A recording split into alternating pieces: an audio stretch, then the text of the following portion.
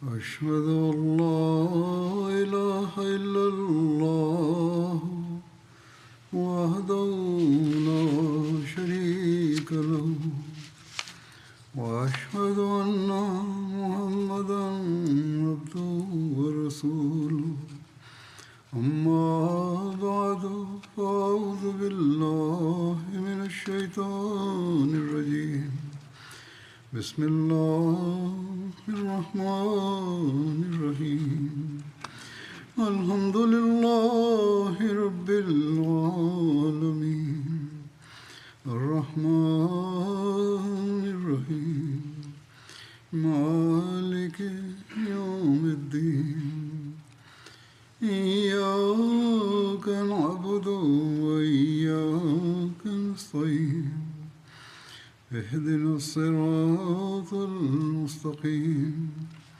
صراط الذين أنعمت عليهم غير المغضوب عليهم ولا الضالين. सरिया रजी जो ज़िक्र थी रहियो हो, इन जो वधीक तफ़सील हदीसुनि ऐं तारीख़ में जेको बयानु थियो आहे उहो हीअं आहे। सही बुख़ारी में रजी वारे वाक़े बाबति तफ़सील हीअं बयानु थिया आहिनि त हज़रत अबू हुरैरा खां मरवी आहे त रसूलुल्लाह सल्लल्लाहु अलैहि वसल्लम 10 माण्हू सरीए जे तौर ते हालात मालूम करण जे लाइ मोकिलिया ऐं उन्हनि ते हज़रत आसिम बिन साबित अंसारीअ खे अमीर मुक़ररु फ़रमायाऊं। हू रवानो थिया एसि ताईं जो जॾहिं हू हदा में हुआ ऐं उहो असफ़ान ऐं मके जे विच में आहे। हुज़ैल जो पाड़ो जिन खे अबू लहयान चवंदा हुआ सां उन्हनि जो ज़िक्र कयो वियो त उन्हनि मुसलमाननि जे लाइ तक़रीबन 200 माण्हू निकिरी पिया उन मुख़ालिफ़ क़बीले मां। उहे सभई तीर अंदाज़ हुआ। उहे माण्हू मुसलमाननि जे निशाननि जे पुठियां विया एसि ताईं जो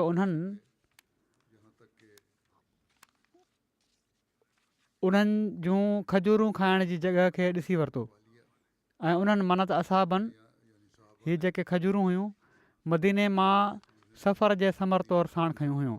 बनू लहयान चयो ही यसरब जूं खजूरूं आहिनि, सुञाणे। हू इन्हनि जे निशाननि जे पुठियां विया।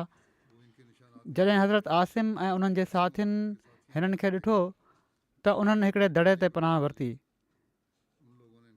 ही माण्हू हिननि खे चइनी पासे खां वकोड़े विया ऐं उन्हनि हिननि खे चयो हेठि लही अचो, माना त मुख़ालिफ़नि चयो हेठि लही अचो, तव्हां पंहिंजो पाण खे असांजे हवाले करे छॾियो, तव्हांजे लाइ अहद पैमान आहे, असां तव्हां मां कंहिंखे क़तलु न कंदासीं।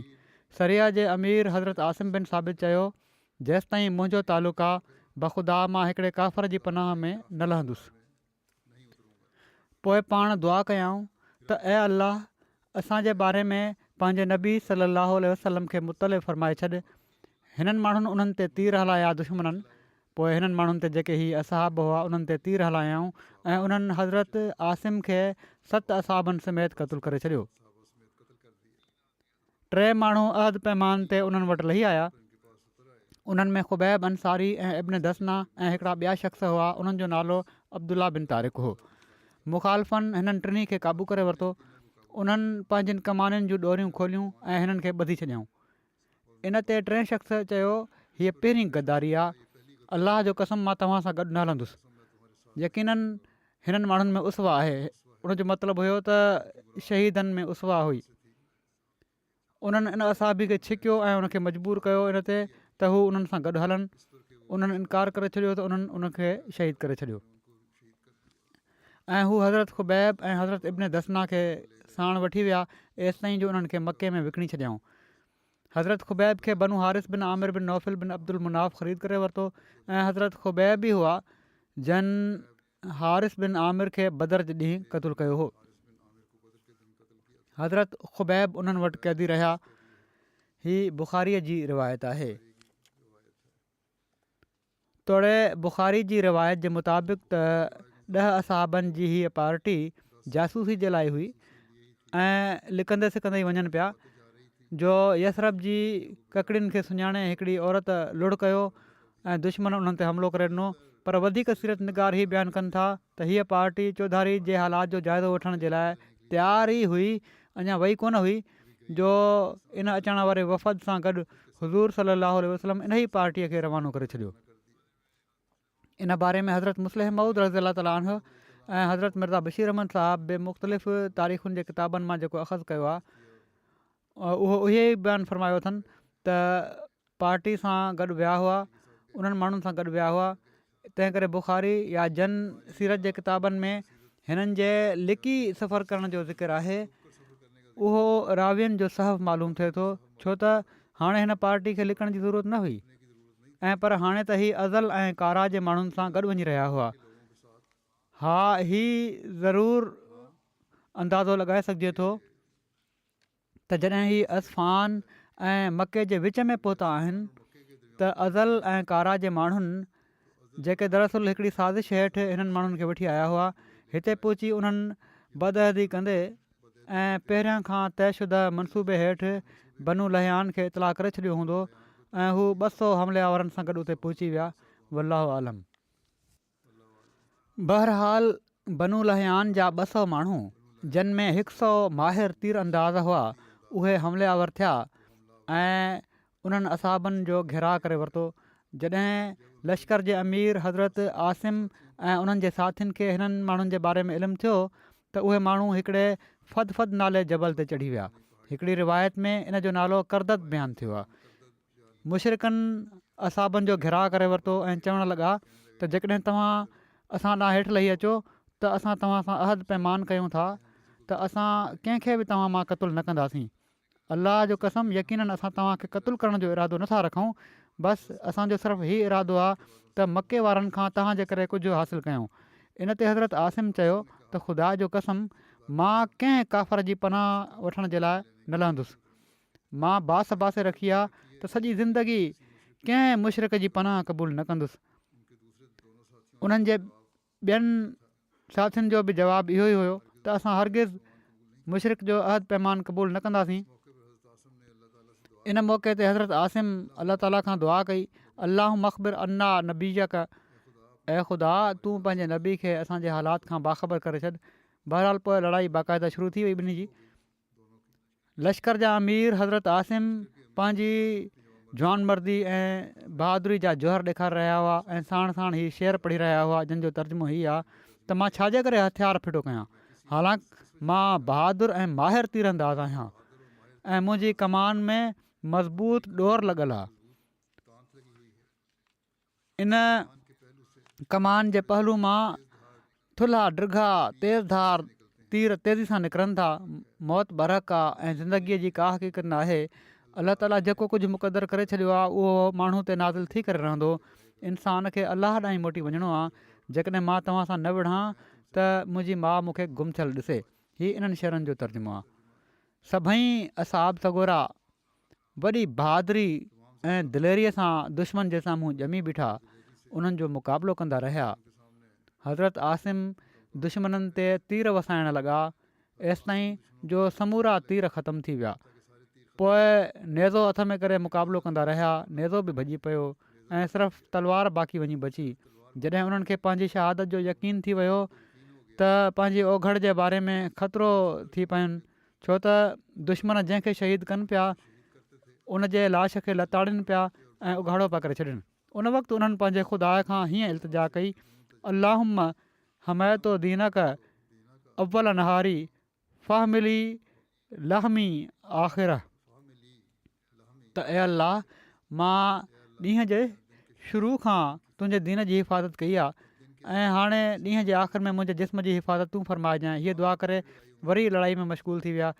तलवार जे मुठे सां बि ॿिनि माण्हुनि खे शदीद ज़ख़्मी ऐं हिकिड़े खे क़तलु करे छॾियऊं। पोइ अजल जो पैगाम अची पहुतो ऐं शहीद थी विया ऐं अहिड़ी तरह पंहिंजे बाक़ी 6 साथियुनि समेत शहादत जे अज़ीम मनसब ते फ़ाइज़ थी विया। हज़रत मिर्ज़ा बशीर अहमद साहब इन वाक़े जो ज़िक्र कंदे लिखियो आहे त पाण सॻोरनि सल्लल्लाहु अलैहि वसल्लम महीनो सफ़र 4 हिजरी में पंहिंजे 10 असाबिन जी हिकिड़ी पार्टी तयारु कई ऐं उन्हनि ते आसिम बिन साबित खे अमीर मुक़ररु फ़रमायाऊं ऐं उन्हनि खे हीउ हुकुम ॾिनऊं त हू ॻुझे तौर ते मके जे वेझो वञी कुरैश जे हालात जो जाइज़ो वठनि ऐं उन्हनि जी कारवायुनि ऐं इरादनि जे बारे में हज़ूर खे इतलाह ॾियनि। पर अञा हीअ पार्टी रवानो न थी हुई जो क़बीलनि अज़ल ऐं कारा जा कुझु माण्हू हज़ूर जी ख़िदमत में हाज़िर थिया ऐं अर्ज़ु कयाऊं त असांजे क़बीलनि में केतिरा ई माण्हू इस्लाम ॾांहुं लाड़ो रखनि था। तव्हां कुझु माण्हू असां सां गॾु रवानो फ़रमायो जेके असांखे मुस्लमान बणाइनि ऐं इस्लाम जी तालीम ॾियनि। पाण सॻोरा सलाहु वसलम उन्हनि जी ही ख़्वाहिश मालूम करे ॾाढो ख़ुशि थिया ऐं उहा ई पार्टी जेका ख़बरचार लहण जे लाइ तयारु कई वई हुई हिननि सां रवानो फ़रमाए छॾियऊं। पर दरअसल जहिड़ो की बाद में मालूम थियो ही माण्हू कूड़ा हुआ ऐं बनू लहयान जे भड़काइण ते मदीने आया हुआ जन पंहिंजे रइस सुफ़ियान बिन ख़ालिद जे क़त्ल जो पलउ वठण जे लाइ हीअ चाल हली हुई जो इन बहाने सां मुस्लमान मदीने मां निकिरनि त उन्हनि ते हमिलो कयो वञे ऐं बनू लहयान इन ख़िदमत जे मुआवज़े में अज़ल ऐं कारा जे माण्हुनि जे लाइ केतिरा ई उठ इनाम तौरु मुक़ररु कया हुआ। जॾहिं अज़ल ऐं कारा जा ई गद्दार माण्हू असफ़ान ऐं मके जे विच में पहुता त उन्हनि बनू लहयान खे ॻुझे तौर ते इतलाह मोकिले छॾियो त मुस्लमान असां सां गॾु अचनि पिया था, तव्हां हलिया अचो। जंहिं ते क़बीले बनू लहयान जा 200 नौजवान जिन मां 100 तीर अंदाज़ हुआ मुस्लमाननि जो पीछो करण लाइ निकिरी पिया ऐं रजी जॻह ते उन्हनि खे अची झलियाऊं। 10 माण्हू 200 सिपाहियुनि जो कहिड़ो मुक़ाबिलो करे सघनि पिया, पर मुस्लमाननि खे हथियार फिटो करण जी तालीम न ॾिनी वई हुई। फ़ौरन ही असाबी हिकिड़े भरिसां वारे दड़े ते चढ़ी विया ऐं मुक़ाबले जे लाइ तयारु थी विया। काफ़रनि जंहिंजे वेझो दोखो ॾियणु को मायूब फेल न हुयो उन्हनि खे सॾु कयो त तव्हां जबल तां हेठि लही अचो, असां तव्हां सां पको वाइदो था कयूं त असां तव्हांखे क़तलु न कंदासीं। आसिम जवाबु ॾिनो त असांखे तव्हांजे अहद पैमान जो को एतबार कोन्हे, असां तव्हांजी इन ज़िमेवारी ते नथा लही सघूं। ऐं पोइ आसमान ॾांहुं मुंहुं करे चयाऊं त ए ख़ुदा तूं असांजी हालति खे ॾिसे पियो थो, पंहिंजे रसूल खे असांजी हिन हालति जो इतलाह पहुचाए छॾ। मक़सदु आसिम ऐं उनजे साथियुनि मुक़ाबिलो कयो, बिलाख़िर विढ़ंदे विढ़ंदे शहीद थिया। हज़रत आसिम बिन साबित जे लाश जी ख़ुदाई हिफ़ाज़त कीअं थी, जेका पहिरियां उन्हनि दुआ कई हुई न त अलाह ताला मुंहिंजे लाश जी हिफ़ाज़त कजांइ, इन बारे में हज़रत मिर्ज़ा बशीर अहमद साहिबु वधीक लिखनि था त इन ई रजी वारे वाक़े जे ज़िम्न में हीअ रिवायत बि अचे थी त जॾहिं मके जे कुरैश खे इतलाह मिलियो त जेके माण्हू बनू लहयान जे हथां रजी में शहीद थिया हुआ उन्हनि में आसिम बिन साबित बि हुआ त छो त आसिम बदर जे मौक़े ते कुरैश जे हिकिड़े वॾे रइस खे क़तलु कयो हुयो, तंहिं करे उन्हनि रजी ॾांहुं ख़ासि माण्हू रवाना कया ऐं उन्हनि माण्हुनि खे ताक़ीद कयाऊं त आसिम जी मुंडी या जिस्म जो को उज़वो वढे साण खणी अचनि त जीअं उन्हनि खे तसली थिए ऐं उन्हनि जो इंतकाम जो जज़्बो थधो थिए। हिकिड़ी ॿी रिवाज में अचे थो त जंहिं शख़्स खे आसिम क़तलु कयो हुयो उनजी माउ सुलाफ़ा बिन ते साद ही बास बासी हुई त हू पंहिंजे पुट जे क़ातिल जी खोपड़ी में शराब विझी पीअंदी ऐं उन ही इनाम मुक़ररु कयो हुयो त जेको हिन जी खोपड़ी आणींदो उनखे 100 उठ ॾिना वेंदा। एॾो घणो उन्हनि में इंतकाम जी ऐं गज़ब जी बाहि हुई, पर ख़ुदाई तसरुफ़ ईअं थियो जो ही माण्हू उते पहुता त छा था ॾिसनि त खखरियुनि ऐं माखी जी मखियुनि जा वलर आसिम जे लाश ते मथां वेठा आहिनि ऐं कहिड़ी तरह बि उतां उथनि ई न पिया। इन्हनि माण्हुनि ॾाढी कोशिशि कई त ही खखरियूं ऐं मखियूं उतां उॾी वञनि, पर का कोशिशि कामयाबु न थी। आख़िर मजबूर थी ही माण्हू ज़लील ख़्वार थी उतां वापसि मोटिया। उनखां पोइ जल्द ई मींहं जो हिकिड़ो अहिड़ो तूफ़ान आयो जो आसिम जे लाश खे उतां जेको वहाए किथे जो किथे खणी वियो। लिखियलु आहे त आसिम मुस्लमान थियण ते ही अहद कयो हुयो त आईंदा हू हर क़िस्म जी मुशिरकाणी शइ खां क़तई परहेज़ कंदा एसिताईं जो मुशरिक सां पासो बि न लॻंदुनि। हज़रत उमर खे जॾहिं हिननि जी शहादत ऐं वाक़े जी ख़बर पई त चवणु लॻा हज़रत उमर त ख़ुदा बि पंहिंजे ॿारनि जे जज़्बात जी कहिड़ी पासदारी फ़रमाए थो। मौत खां पोइ बि उन आसिम जे अहद खे पूरो करायो ऐं मुशरिकनि जे छुहा खां उन्हनि खे महफ़ूज़ रखियईं। हज़रत आसिम खे हमियत दबर बि चयो वञे थो, माना त उहो जंहिंखे खखरियुनि या माखी जी मखियुनि जे ज़रिए बचायो वियो, अलाह ताला मौत खां पोइ खखरियुनि ज़रिए हिननि जी हिफ़ाज़त कई। वरी हज़रत मोतिब बिन उबैद ऐं ॿियनि मज़लूमनि जी शहादत जो ज़िक्र आहे। हज़रत मोतिब बिन उबैद विढ़ंदे विढ़ंदे शदीद ज़ख़्मी थी पिया। दुश्मननि हिननि ताईं पहुची हिननि खे शहीद करे छॾियो। हिननि खां अलावा 5 ॿिया असहाब बि अहिड़ी तरह दिलेरनि वांगुरु विढ़ंदे विढ़ंदे दुश्मननि जे तीरनि जे वर चढ़ी शहीद थी विया। अहिड़ी तरह कुल 7 असहाब शहीद थी विया। हाणे सिर्फ़ु 3 असहाब वञी बाक़ी बचिया, हज़रत ख़ुबैब बिन अदी, हज़रत ज़ैद बिन दसना ऐं हज़रत अब्दुल्ला बिन तारिक। दुश्मननि हिननि 3 असहाबनि सां अहद पैमान कयो त असां तव्हांखे कुझु न चवंदासीं ऐं तव्हांखे अमान ॾियूं था, तव्हां पंहिंजो पाण खे असांजे हवाले करे छॾियो। इन ते उहे असहाब जबल तां हेठि लही हिननि वटि अची विया। जॾहिं मुखालफ़नि हिननि असहाबनि ते कंट्रोल हासिलु करे वरितो त उन्हनि पंहिंजी कमाननि जी माना त मुखालफ़नि पंहिंजी कमाननि जी ॾोरियुनि खे खोलियो ऐं हिननि असहाबनि खे उन्हनि सां ॿधी छॾियऊं। इन ते हज़रत अब्दुल्ला बिन तारिक चयो, हीअ पहिरीं वाइदे ख़िलाफ़ी आहे, अलाह जो कसम मां तव्हां सां गॾु न हलंदुसि। इन्हनि शहीद थियण वारनि जी पोइवारी ई मूंखे पसंदि आहे। मुखालफ़नि ज़ोरी हिननि खे छिकणु चाहियो, ॾाढी कोशिशि कयऊं त गॾु हलनि, पर हज़रत अब्दुल्ला बिन तारिक ईअं न कयो त उन्हनि अब्दुल्ला खे बि शहीद करे छॾियो। किन रिवायतुनि जे मुताबिक़ मुखालिफ़ हिननि 3 असहाबनि खे क़ैदी बणाए मके ॾांहुं वञी रहिया हुआ। हू उन्हनि खे मके वारनि वटि विकिणणु चाहिनि पिया। जॾहिं हीउ क़ाफ़िलो मके शरीफ़ खां 22 किलोमीटर परे उत्तर पासे मौजूदु मर ज़हरान जॻह ते पहुतो त हज़रत अब्दुल्ला बिन तारिक पंहिंजा हथ खोले वरिता ऐं तलवार ताणे मुक़ाबिलो करण जे लाइ तयारु थी विया। जॾहिं दुश्मननि अहिड़ो जहाद जो जज़्बो ॾिठो त फ़ौरन पोइ ते हटी विया ऐं पथर हणणु लॻा, एसि ताईं जो हज़रत अब्दुल्ला बिन तारिक खे शहीद करे छॾियऊं। हिननि जी क़बर मर ज़हरान में ई आहे। इन बारे में हज़रत मिर्ज़ा बशीर अहमद साहबु लिखियो आहे त जॾहिं 7 असहाब मारिजी विया ऐं सिर्फ़ु ख़ुबैब बिन अदी ऐं ज़ैद बिन दसना ऐं हिकिड़ा ॿिया असहाबी बाक़ी वञी बचिया त काफ़रनि जंहिंजी असुलु ख़्वाहिश हिननि माण्हुनि खे जेरो पकड़ण जी हुई, वरी सॾु करे चयाऊं त हाणे बि हेठि लही अचो, असीं वाइदो था कयूं त तव्हांखे का तकलीफ़ न पहुचाईंदासीं। हिन भेरे ई सादी तबियत वारा मुस्लमान हिननि जी ॻाल्हियुनि में अची हेठि लही आया, पर हेठि लहंदे ई काफ़रनि हिननि खे पंहिंजे तीर कमाननि जी ॾोरियुनि सां ॿधी छॾियो ऐं इन ते ख़ुबैब ऐं ज़ैद जे साथी खां, जंहिंजो नालो तारीख़ में अब्दुल्ला बिन तारिक मज़कूर थियो आहे, सबुरु न थी सघियो ऐं उन्हनि सॾु करे चयो त हीअ तव्हांजी पहिरीं वाइदे ख़िलाफ़ी आहे, ख़बर न आहे तव्हां अॻिते हली असां सां छा कंदव। ऐं अब्दुल्ला उन्हनि सां गॾु हलण खां इनकार करे छॾियो, जंहिं ते काफ़र थोरो परे ताईं त अब्दुल्ला खे घेलींदे ऐं मारींदे कुटींदे वठी विया ऐं पोइ उन्हनि खे क़तलु करे उते उछले छॾियऊं। ऐं छो त हाणे इन्हनि जो इंतकाम पूरो थी चुको हुयो, हू कुरैश खे ख़ुशि करण जे लाइ ऐं पिणु पैसनि जे लालच में ख़ुबैब ऐं ज़ैद खे साण वठी मके ॾांहुं रवाना थी विया ऐं उते पहुची उन्हनि कुरैशियुनि वटि उन्हनि खे विकिणी छॾियो। जीअं त ख़ुबैब खे त हारिस बिन आमिर बिन नौफ़िल जे छोकिरनि ख़रीद करे वरितो, छो त ख़ुबैब बदर वारी जंग में हारिस खे क़तलु कयो हुयो ऐं ज़ैद खे सफ़वान बिन उमैया ख़रीद करे वरितो। हज़रत ख़ुबैब बिन अदी ऐं हज़रत ज़ैद बिन दसना खे मुशरिकनि क़ैद करे वरितो ऐं हू उन्हनि खे मके साण वठी विया। मके पहुची हिननि 2 असहाबनि खे विकिणियो वियो। हारिस बिन आमिर जे पुटनि, जहिड़ो की पहिरियां बयानु थियो आहे, हज़रत ख़ुबैब खे ख़रीद करे वरितो हुयो। हू पंहिंजे पीउ हारिस जे क़तल जो पलो वठी सघनि त जीअं, जंहिंखे बदर जे ॾींहुं ख़ुबैब क़तलु कयो हुयो।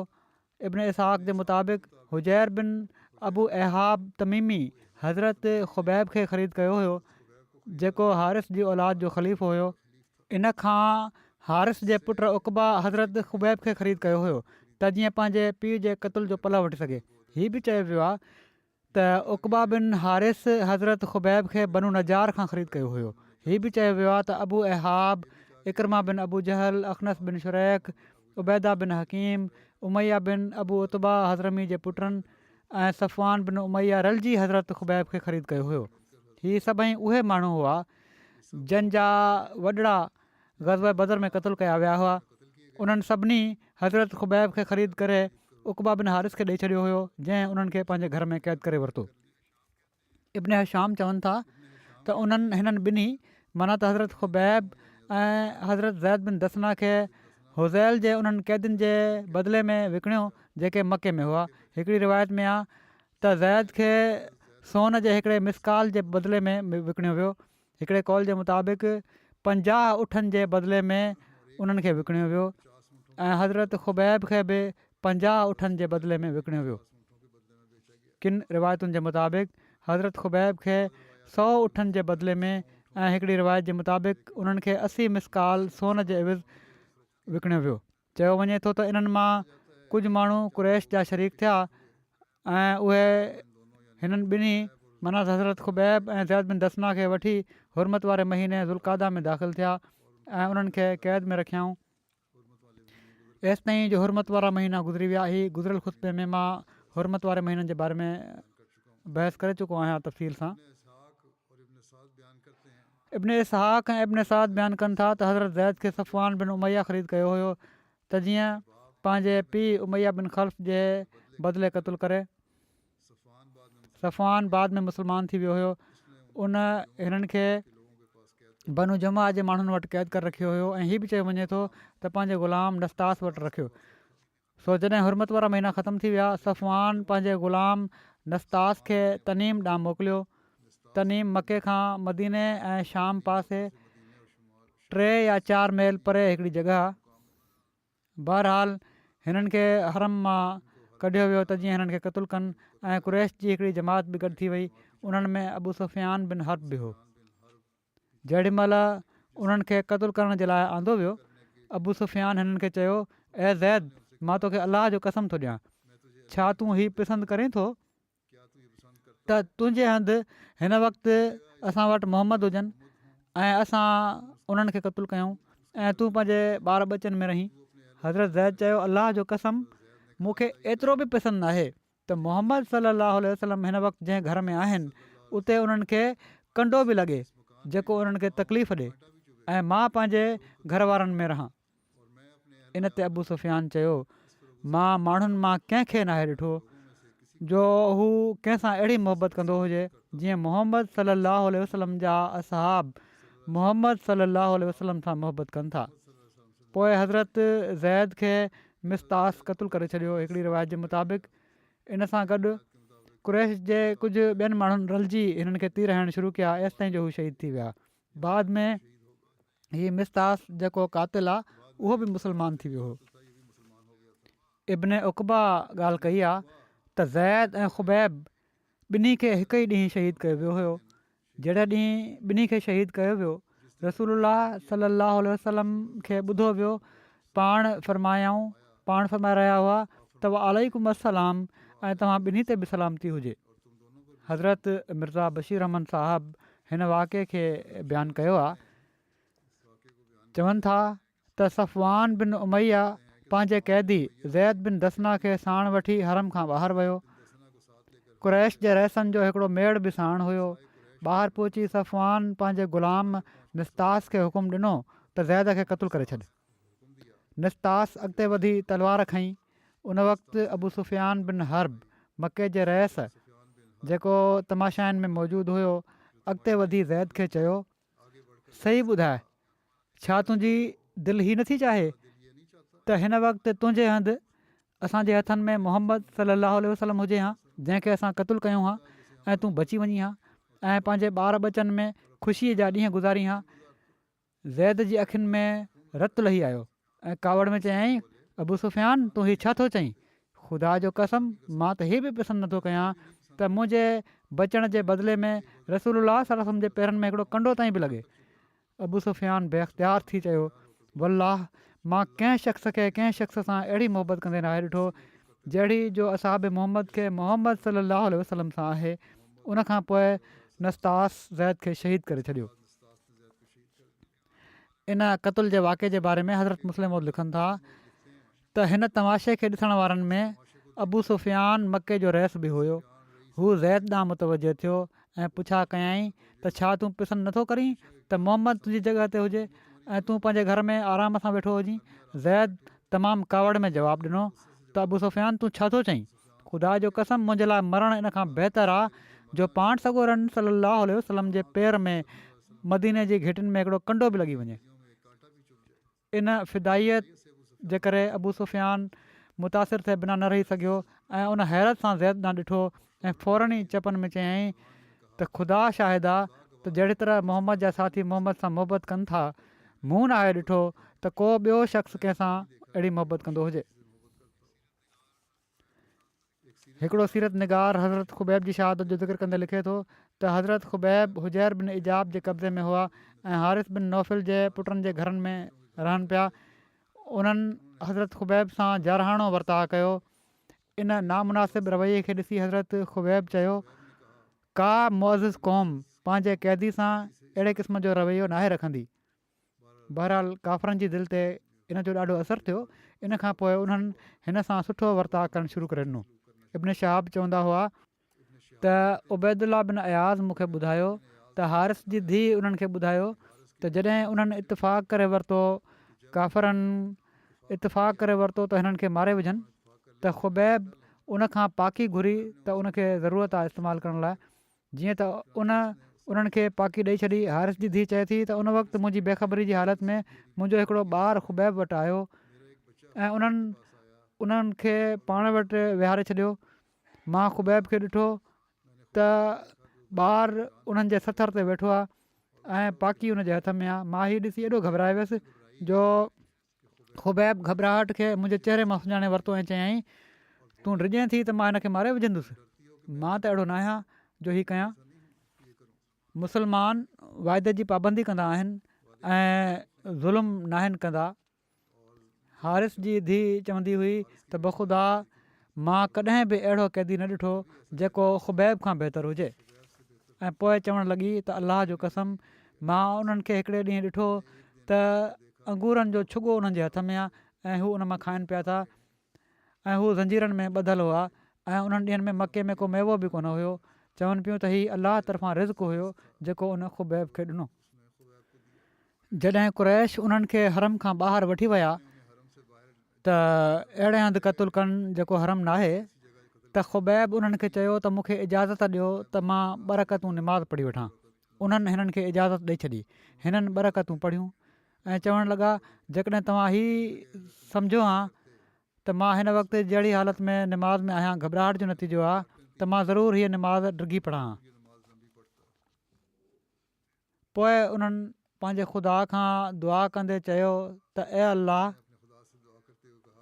माना त जेकॾहिं तव्हांखे वहम हुजे हा मुंहिंजे लाइ त मां शायदि बचण जे लाइ निमाज़ डिघी पढ़ां थो, त मां ज़रूरु त मां इन लाइ निमाज़ डिघी नाहे पढ़ी, नंढी पढ़ी आहे जो तव्हांखे ई वहम न थी पए त मां शायदि मौत खां बचण जे लाइ घबराहट में निमाज़ डिघी पढ़ी आहे। जेकॾहिं मुंहिंजी दिलि में इहो ख़्यालु न अचे हा त मतां तव्हां इहो सोचियो त शायदि मां इन लाइ निमाज़ डिघी पढ़ां थो ऐं तव्हां नॉर्मल मूंखे ॾिसो हा त शायदि मां निमाज़ डिघी पढ़ां।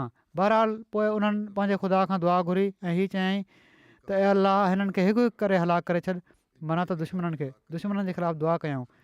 सो ख़ुबैब ही शेर बि पढ़िया त जॾहिं मां मुस्लमान हुअण जी हालति में मारियो पियो थो वञा त मूंखे परवाह नाहे त कहिड़े पासे अलाह ख़ातिर किरंदुसि ऐं मुंहिंजो हीउ किरणु अलाह जी ज़ात जे लाइ आहे। ऐं जेकॾहिं हू चाहे त टुकड़ा कयल जिस्म जे संदनि खे बरकत ॾेई सघे थो। हज़रत मिर्ज़ा बशीर अहमद साहब ख़ुबैब जी क़ैद जे हालात जो वाक़ियो हीअं बयानु कयो आहे त अञा ही ॿई असाबी कुरैश वटि ग़ुलामी जी हालति में क़ैद हुआ जो हिकिड़े ॾींहुं ख़ुबैब हारिस जी हिकिड़ी छोकिरी खां पंहिंजी ज़रूरत जे लाइ हिकिड़ी पाकी घुरी ऐं उन ॾेई छॾी। जॾहिं हीअ पाकी ख़ुबैब जे हथ में हुई त बिनते हारिस जो हिकिड़ो नंढी उमिरि जो ॿारु खेॾंदे ख़ुबैब वटि अची वियो ऐं ख़ुबैब उनखे पंहिंजे सथर ते विहारे छॾियो। माउ जॾहिं ॾिठो त ख़ुबैब जे हथ में पाकी आहे ऐं सथर ते उनजो ॿारु वेठो आहे त हू ॾकी वई ऐं उनजे मुंहं जो रंग फिको थी वियो। ख़ुबैब उनखे ॾिठो त उनजे ख़ौफ़ खे सम्झी वेंदे चयाईं त छा तूं हीअ थी सोचीं त मां हिन ॿार खे क़तलु करे छॾींदुसि?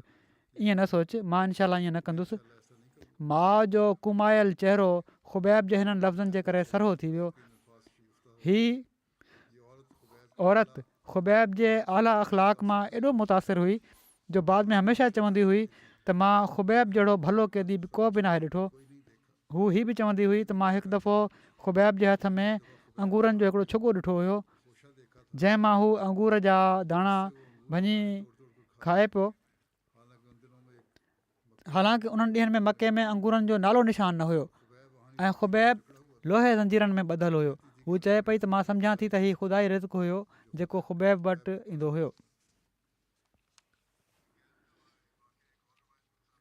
हिननि जे क़ैद जो वाक़ियो हिकिड़ी ॿी रिवायत जे मुताबिक़ हीअं आहे त हिकिड़ी रिवायत में हज़रत ख़ुबैब बिन अदी जे क़ैद जे वाक़े में हीअ बि लिखियलु आहे त मुआविया हुजैर बिन इजाब जी आज़ादु कयल बानी हुई। मके में उन्हनि जे ई घर में हज़रत ख़ुबैब बिन अदी क़ैद हुआ त जीअं हुरमत वारा महीना ख़तमु थियनि त उन्हनि खे क़तलु करे सघिजे। मुआविया बाद में इस्लाम क़बूल करे वरितो हुयो ऐं हूअ सुठी मुस्लमान साबित थी। मुआविया बाद में हीउ किसो बयानु कंदी हुई त अलाह ताला जो कसम मां हज़रत ख़ुबैब खां बहितर कंहिंखे नाहे ॾिठो ऐं मां उन्हनि खे दर जे ॾार मां ॾिसंदी हुअसि ऐं हू ज़ंजीर में ॿधल हूंदा हुआ ऐं मुंहिंजे इल्म में ज़मीन जे मथाछिरे ते खाइण जे लाइ अंगूरनि जो हिकिड़ो दाणो बि कोन हुयो। माना त उन इलाइक़े में को दाणो न हुयो, उन इलाइक़े में को अंगूर न हुयो, पर हज़रत ख़ुबैब जे हथ में माण्हू जे मथे जेॾो अंगूरनि जो छुॻो हूंदो हुयो। माना त काफ़ी वॾो छुॻो हूंदो हुयो। हीउ हिकु अधु भेरे जो वाक़ियो न आहे, उनजे मुताबिक़ त हीउ केतिरा ई भेरा हुन ॾिठो आहे जंहिंमां हू खाईंदा हुआ। उहो अलाह जे रिज़्क़ खां सवाइ ॿियो कुझु न हुयो। हज़रत ख़ुबैब तहजिद में क़ुर पढ़ंदा हुआ ऐं औरतूं उहो ॿुधी रोई ॾींदियूं हुयूं ऐं उन्हनि खे हज़रत ख़ुबैब ते रहम ईंदो हुयो। हू ॿुधाइनि थियूं त हिकिड़े ॾींहुं मां हज़रत ख़ुबैब खां पुछियो त ए ख़ुबैब तुंहिंजी का ज़रूरत आहे त उन्हनि जवाबु ॾिनो न। हा, हिकिड़ी ॻाल्हि आहे त मूंखे थधो पाणी पीआरे छॾ ऐं मूंखे बुतनि जे नाले ते ज़िबह कये वञण वारे गोश्त मां कॾहिं बि न ॾिजो। जेको खाधो तव्हां माण्हू ॾियो था उहो कॾहिं बि उहो खाधो न ॾिजो जेको बुतनि जे नाले ते ज़िबह कयो वियो हुजे। ऐं टीं ॻाल्हि हीअ त जॾहिं माण्हू मुंहिंजे क़तल जो इरादो कनि त मूंखे ॿुधाए छॾिजांइ। पोइ जॾहिं हुरमत वारा महीना गुज़री विया ऐं माण्हुनि हज़रत ख़ुबैब जे क़तल ते इतफ़ाक़ करे वरितो त चवनि थियूं त मां उन्हनि वटि वञी उन्हनि खे हीअ ख़बर ॾिनी। चवनि थियूं अलाह जो कसम उन्हनि पंहिंजे क़तल कये वञण जी का परवाह न कई। उन्हनि मूंखे चयो त मूंखे पाकी ॾेई छॾ त जीअं मां पंहिंजे पाण खे ठीकु करे वठां। हू ॿुधाइनि थियूं त मां पंहिंजे पुट अबू हुसैन जे हथु पाकी मोकिली। रावी चवनि था त उहो उन्हनि जो सॻो पुटु न हुयो ऐं पर मुआविया सिर्फ़ु उनखे पालियो हो। बहरहाल जॾहिं ॿारु हलियो वियो त चवनि थियूं त मुंहिंजे दिलि में ख़्यालु आयो त अलाह जो कसम ख़ुबैब पंहिंजो इंतक़ाम हासिलु करे वरितो। हाणे मुंहिंजो पुटु उन वटि आहे, पाकी हुनजे हथ में आहे ऐं हू त इंतक़ाम वठी वठंदो। हीउ मां छा कयो? मां उन ॿार जे हथु पाकी मोकिले छॾी। ख़ुबैब इन ॿार खे पाकी सां क़तलु करे छॾींदो ऐं पोइ चवंदो त मर्द जे बदिले मर्द, त मां त पलउ वठी वरितो। पोइ जॾहिं मुंहिंजो पुटु उन्हनि वटि पाकी खणी पहुतो त उन्हनि उहा पाकी वठंदे भोगनि में इन ॿार खे चयो त तूं त ॾाढो दिलेर आहीं। छा तुंहिंजी माउ खे मुंहिंजी गद्दारी जो ख़ौफ़ न आयो जो तुंहिंजे हथु मूं वटि पाकी मोकिले छॾियईं जॾहिं त तव्हां माण्हू मुंहिंजे क़तल जो इरादो बि करे चुका आहियो। हज़रत मुआविया बयानु कनि थियूं त ख़ुबैब जूं हीअ ॻाल्हियूं मां ॿुधी रही हुअसि।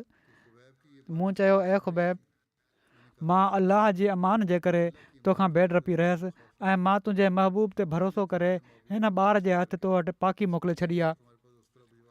मां उहा इन लाइ नाहे मोकिली जो तूं इन सां मुंहिंजे पुट खे क़तलु करे विझीं। हज़रत ख़ुबैब चयो मां अहिड़ो न आहियां जो इन खे क़तलु करे छॾियां। असां पंहिंजे दीन में गद्दारी जाइज़ न आहियूं सम्झंदा। हू ॿुधाइनि थियूं त पोइ मां ख़ुबैब खे ख़बर ॾिनी त माण्हू सुभाणे सुबुह जो तोखे हितां कढी क़तलु करण वारा आहिनि। पोइ हीअ थियो जो ॿिए ॾींहुं माण्हू हुननि खे ज़ंजीरुनि में जकड़ियल तनीम वठी विया ऐं जहिड़ो की ॿुधायो आहे त हीअ मके जे वेझो 3 मीलनि जे मुफ़ासिले ते जॻह हुई। ख़ुबैब जे क़तल जो तमाशो ॾिसण जे लाइ ॿार, औरतूं, ग़ुलाम ऐं मके जा केतिरा ई माण्हू उते पहुता। को बि मके में न बचियो। जेके इंतक़ाम चाहिनि पिया, हर हिकु जेको इंतक़ाम चाहे पियो उहो उन्हनि खे ॾिसण जे लाइ हलियो वियो। हू त पंहिंजूं अखियूं थधियूं करण जे लाइ ऐं जन पलउ न वठिणो हुयो ऐं जेके इस्लाम ऐं मुस्लमाननि जा मुखालिफ़ हुआ उहे मुखालफ़त जो इज़हार करणु ऐं ख़ुशि थियण जे लाइ उते विया हुआ त ॾिसूं कहिड़ी तरह हिन जो क़तलु कयो थो वञे। पोइ जॾहिं हज़रत ख़ुबैब खे मां ज़ैद बिन दसना जे तनीम वठी पहुची विया त मुशरिकनि जे हुकुम सां हिकिड़ी डिघी काठी खोटरी वई। पोइ जॾहिं उहे माण्हू ख़ुबैब खे उन काठी वटि वठी पहुता, उते बीहारी वई हुई। काठी वटि पहुची विया जेका उते उभी कई वई हुई त ख़ुबैब चयो, छा मूंखे ॿ रकतूं पढ़ण जी मोहलत मिली सघे थी? माण्हुनि चयो, हा। हज़रत ख़ुबैब 2 नफ़िल इख़्तिसार सां पढ़िया ऐं उन्हनि खे ड्रिघो न कयाऊं। जहिड़ो की मूं ॿुधायो, इन लाइ ड्रिघो न कयाऊं जो किथे हू हीअ न सोचनि त मां शायदि मौत खां बचण जे लाइ ड्रिघी निमाज़ पढ़ां पियो थो।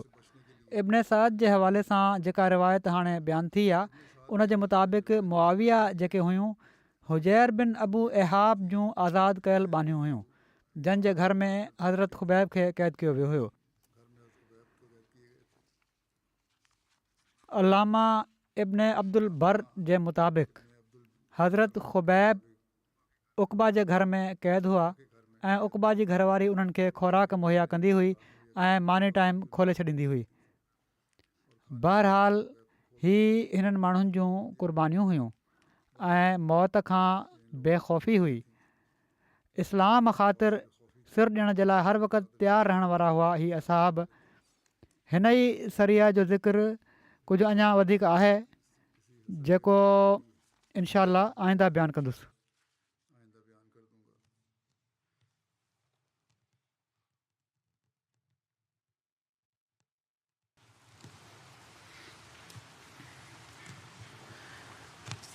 Alhamdulillah, alhamdulillah, nahmaduhu wa nasta'inuhu wa nastaghfiruh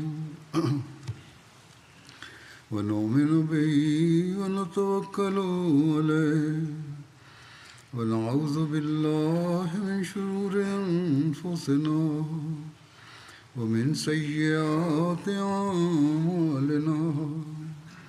من يهده الله فلا مضل له ومن يضلل فلا هادي له ونشهد أن لا إله إلا الله ونشهد أن محمدا عبده ورسوله.